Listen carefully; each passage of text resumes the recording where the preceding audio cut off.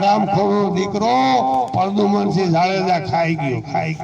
અરે નાલાયક ના દીકરા, તને હંગરવા વાળું કોઈ નહીં જડે, મરી જાય। બાબા સાહેબ આંબેડકર ના કાયદાને તે દગો દીધો અને દલિત સમાજને દારૂડીએ બનાવ્યા। જે બાબા સાહેબ આંબેડકર ના અનુયાયી હતા એને મારામારી કરવા, ખૂનો કરવા માટે દલિત મોલામાં જે દલાલો હતા એને ભળવા બનાવ્યા અને દારૂડિયા બનાવ્યા। નાલાયક ના દીકરા, હવે તમે નહીં જીવી શકો, તમે મરી જશો। વીજળીના અમારા જૈન બોર્ડિંગમાં વીજળી ફરીથી ચાલુ કરી દો અને કોઈ જાતનું અમારે બિલ ભરવાનું નથી। અમે બાબા સાહેબ આંબેડકર, તથાગત ગૌતમ બુદ્ધ અને સમતા સૈનિક દળ 3 સંસ્થાઓ ચલાવી છે। આ તમારા બાપનું રાજ નથી। નાલાયક ના દીકરાઓ, વીજળી ફોન ચાલુ કરી દો, નકર પરિણામ ખરાબ આવશે। તમને હંગરવા વાળા કોઈ નહીં જડે, તમારે ભાગી જવું પડશે। જો ભાગી નહીં જાઓ તમારા બંગલા હડકશે।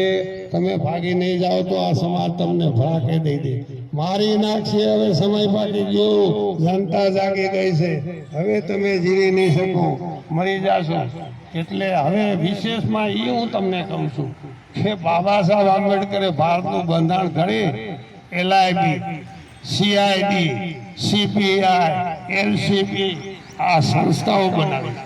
અરે ભણના દીકરાઓ, તમે અહીંયા બધે આખા ભારતમાં રેડું પાડો છો, પણ આ ગાંધીનું ગુજરાત છે એમાં શું તમે લાગવત કરો છો? તમે બીઓ છો?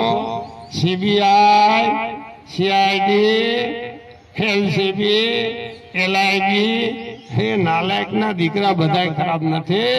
તમે આને જેલ ફેરા કરો, આ હરામખોર ના દીકરાઓને જેલ ફેરા કરો। આ યોગેશ મહેતાએ ગરીબોની મિલકતો ગેરકાયદેસર દસ્તાવેજ કરી નાખ્યા છે, કેટલાય મરી ગયા છે।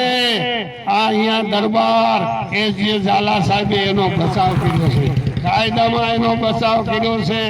SJ ઝાલા સાહેબ દરબાર એ કોર્ટના જજને 35 વર્ષે લઈ આવ્યા અને યોગેશ મહેતા વકીલને કાયદાની અંદર બચાવ કર્યો છે।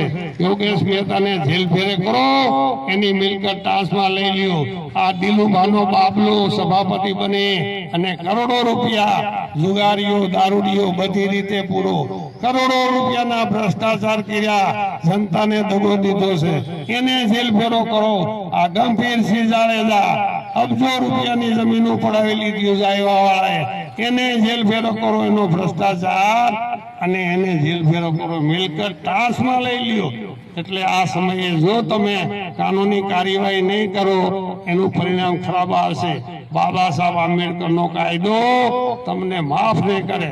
એટલે આયના ધ્રોલના જે પોલીસ સ્ટેશનના જવાબદાર અધિકારી ફોજદાર પનારા સાહેબ, એના મળતિયાને તાત્કાલિક એની બદલી કરી નાખો। અને એ અમારા રિપોર્ટ ખોટા આપે છે, ગુજરાત સરકારને રિપોર્ટ ખોટા આપે, કોર્ટોને ખોટા રિપોર્ટ આપ્યા, ત્યારે 35 વર્ષે અમારા વીજળીના છેડા કાપી ગયા જૈન બોર્ડિંગના। નાલાયકના દીકરાઓની બદલી કરો, એની મિલકત ટાસમાં લઈ લ્યો, એને જેલ ફેરા કરો।